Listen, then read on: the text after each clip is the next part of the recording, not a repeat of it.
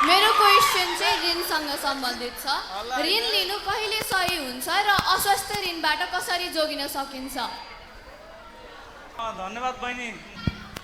ऋण लिने कुरा चाहिँ आफूलाई जुन बेलामा कुनै पनि सानो तिनो मजौला जस्तो खालको व्यवसाय गर्न सुरु गर्छु भन्ने लाग्छ, त्यो बेलादेखि नै ऋणको कुरा आउँछ ब्याङ्कमा।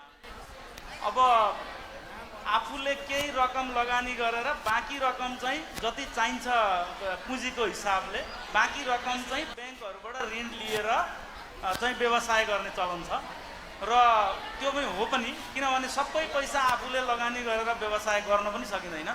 त्यसको लागि नै ब्याङ्क तथा वित्तीय संस्थाहरू हो र आफूले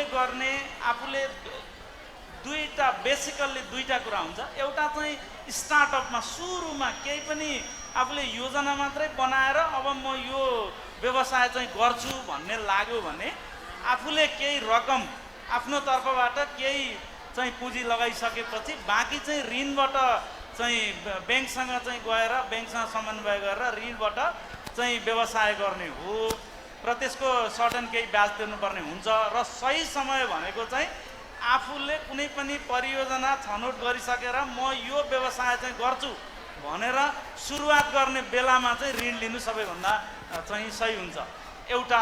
दोस्रो चाहिँ गरिरहेको व्यवसाय, आफूले आफ्नै पुँजी हालेर गरिरहेको व्यवसाय, अब व्यवसायको वृद्धि हुँदै गयो, व्यवसाय ठुलो हुँदै गयो, अब आफूले हालेको पैसाले मात्रै पुग्ने भएन भनेदेखि त्यो अवस्थामा पनि ब्याङ्कसँग सहयोग मागेर ब्याङ्कसँग ऋण लिएर व्यवसायलाई वृद्धि गर्नको लागि चाहिँ ऋण लिने बेसिकल्ली दुई बेलामा ऋण लिनु चाहिँ उचित हुन्छ र राम्रो हुन्छ।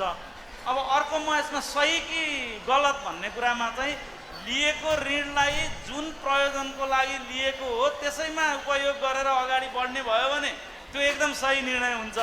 तर लिएको ऋणलाई आफूले योजना गरेको आफूले बनाउन लागेको परियोजनाभन्दा बाहिर अरूतिर डाइभर्ट गरेर अरू कुराहरूमा चाहिँ खर्च गर्न थालियो भने त्यो लिएको ऋण चाहिँ गलत हुन्छ र त्यसको सदुपयोग हुँदैन।